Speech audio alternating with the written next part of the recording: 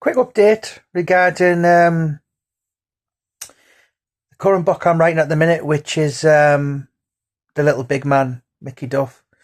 So, I mean, I've been really fascinated with the life and times of Monique Prager. Uh, 20 odd year. But what shocked me to another level.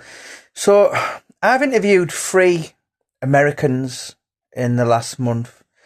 So I've got Brad Jacobs tonight, who's a real serious player over in America. He's one of the big cheeses regarding promoting. I interviewed Ron Katz the other week, who was a boxing writer, Hall of Famer. And then Graham Houston, who was inducted in the Boxing Hall of Fame as well. And the one thing that I am taken back with is how well got he was over in America. It's amazing really when you think about it, because he officially retired in 1999. Billy Schwer was his last fighter, but I think he had kind of one foot out the door from the mid-90s, when kind of Henry Wharton had fought Eubank, Ben, fought Robin Reed in 98. I think that was it. I think he was just going through the motions and he just had one fighter. But so he'd been retired, he stopped being active 25 years, I don't know, longer, isn't it? 26, 27 years ago. And I've spoken to 3 people. Sorry, my third one will be tonight. And he was actually, I almost think he's kind of bigger in America, in the States, across the pond, than he was over here. And I know he did live over there for large times of the year, large,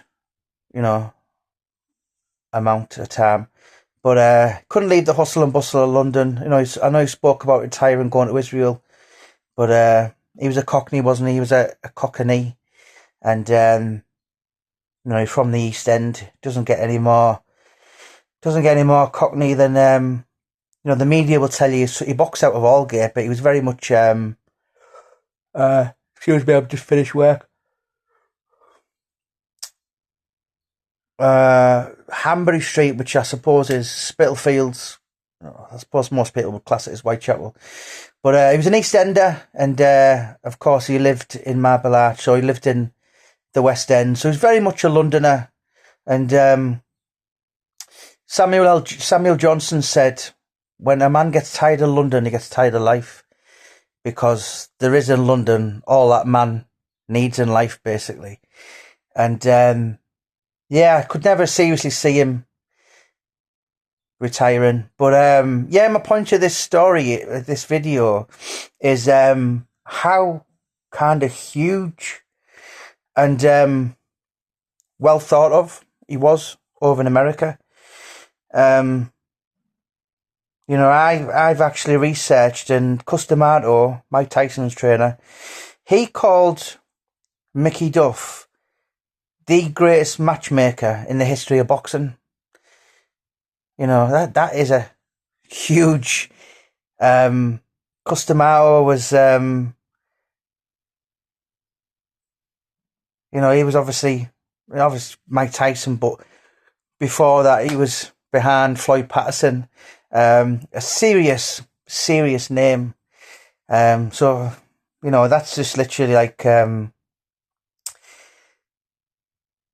Jimi Hendrix kind of complimenting you on playing guitar.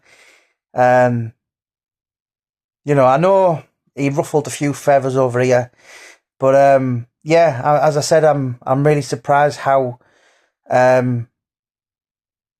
just well thought of, and Yeah, I interviewed one guy. I'll keep it for the book anyway. Yeah, I just, I just feel like I'm just quite excited with this one. I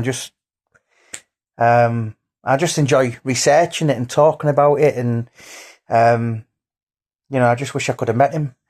Yeah, I would have loved to have met him. But yeah, let us know your thoughts. Mickey Duff. I interviewed Adam Fogarty yesterday, who was obviously he's gone on to become an actor. Gorgeous George in Snatch. He was in Legend of Tom Hardy. He's in Mean Machine as well. But obviously before that he was a rugby player. But before that he was a professional heavyweight. And yeah, a few interesting stories, and got. I'm gonna have 40 names and some of them are some of the. I don't want to blow my own trumpet, but some of them are the absolute elite of British boxing, and it's been a real eye opener listening to what they've had to say about him. I didn't know him. I'm only writing the start and I'm only writing the end. So all the internal what do you want to call it?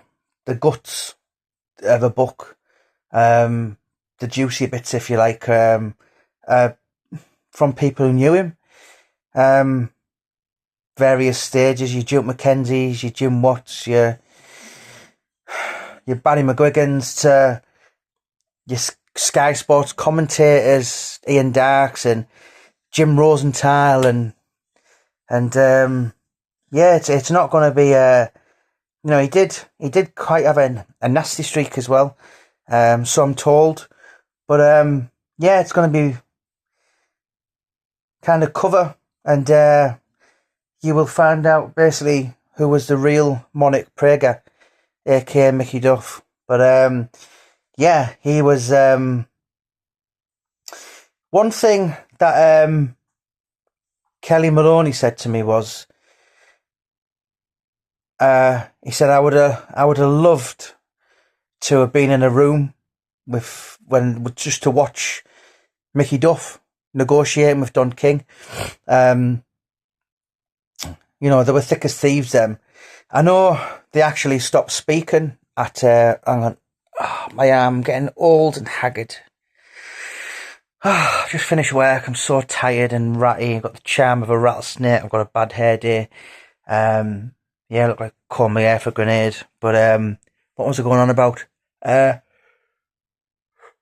Don King. So Don King went to Mickey Duff and said, I thought, I forgot the name. It'll be in the book anyway.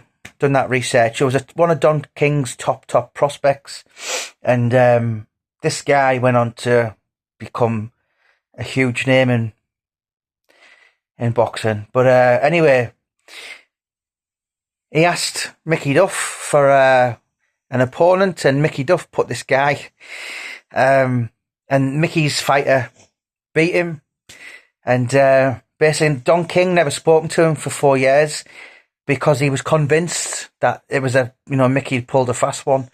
But yeah, I mean, Don King's still going now. I think he's 92. Yeah, our publishers did get a letter off Don King a couple of years back regarding a book and a certain story.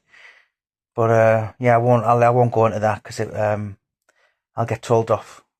But it was a book I didn't do, someone else did. But yeah, I'd love to. I am actually going to try and get hold of Don King before this book goes to print. But yeah, huge in America, and a guy who left a real legacy, serious face, a serious player in world boxing, not just in London. Yeah, give me some interaction, people. Give me some feedback. Talk to me. Comments below. Have a wonderful weekend.